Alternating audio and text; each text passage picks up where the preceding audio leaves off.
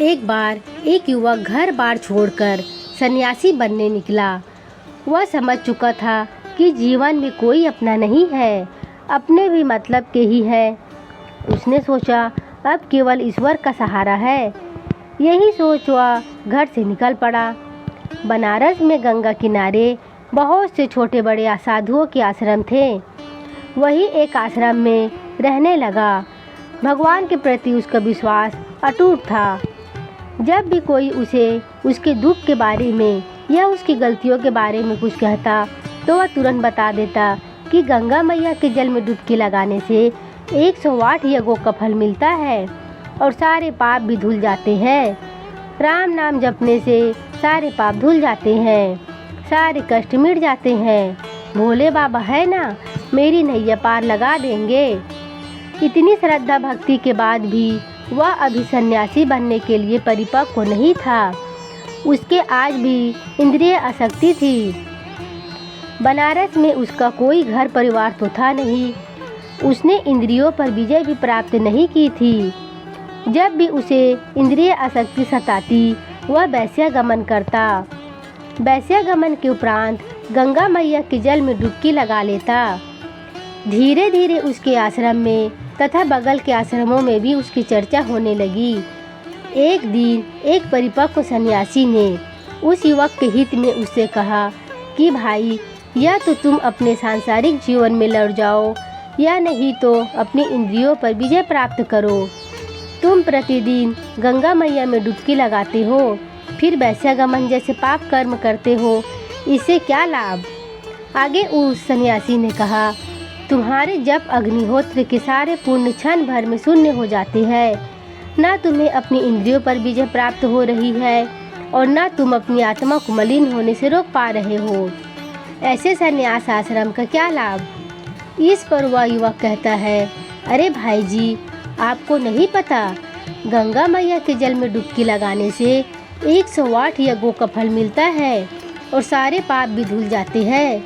मैं तो केवल एक ही पाप करता हूँ, वह भी मैं प्रतिदिन गंगा मैया में 2 बार डुबकी लगाता हूँ। फिर मैं पापी कहाँ से हुआ?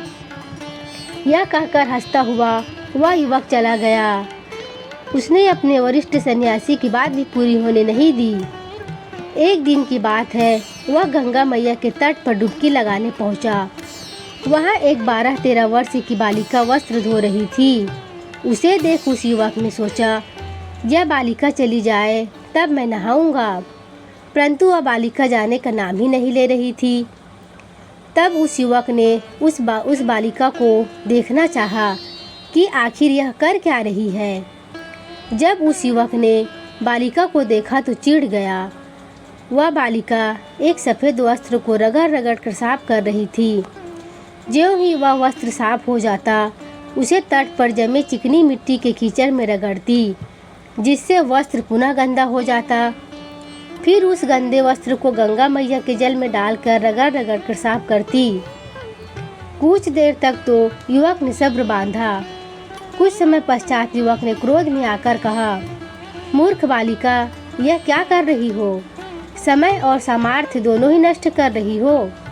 यदि इस कपड़े को गंदा ही करना है तो साफ क्यों करती हो, और यदि इसे साफ ही करना है तो पुनः कीचड़ में क्यों डालकर रगड़ती हो? यह सुनते ही वह बालिका एक स्त्री में परिवर्तित हो गई। फिर क्रोध से भरी उस महिला ने जोर से बोला, अरे मूर्ख, यही तो मैं तुझे समझा रही हूँ कि तू अपना समय और सामर्थ्य दोनों नष्ट कर रहा है। यदि तुझे पाप कर्म ही करने हैं तो आकर मेरे स्वच्छ जल में उन्हें धोता क्यों है?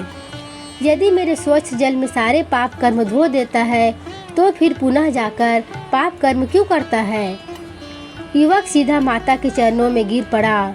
रोता हुआ बोला, माता, मुझसे गलती हो गई, मुझे क्षमा कर दो। अब मैं जिस पाप को धो दूंगा उसे पुनः नहीं दोहराऊंगा।